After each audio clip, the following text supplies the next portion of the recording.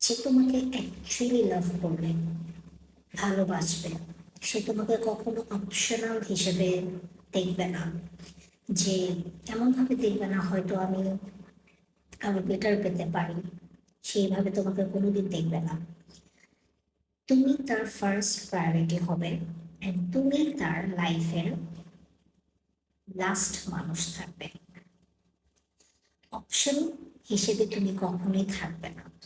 যে তোমাকে উম, ঘুরাচ্ছে, যে তোমাকে পাত্তা দিচ্ছে না, যে তোমার টেক্সট সিন করে রিপ্লাই দিচ্ছে না, বা যে তোমাকে তোমার টেক্সটের রিপ্লাই শর্ট ফর্মে দিচ্ছে, হ্যাঁ, ওকে।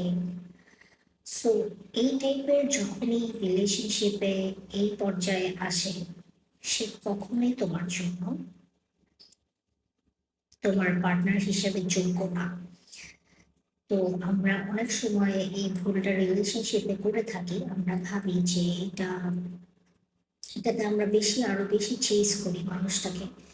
তো চেজিং, যাকে তোমার যার পিছনে দৌড়াতে হয়, যার পিছনে তোমার পিছনে পিছনে থাকতে হয়, সে কোনোদিনও তোমার জন্য ভালো অপশন না, বা ভালো মানুষ না, বা তোমার যোগ্য না।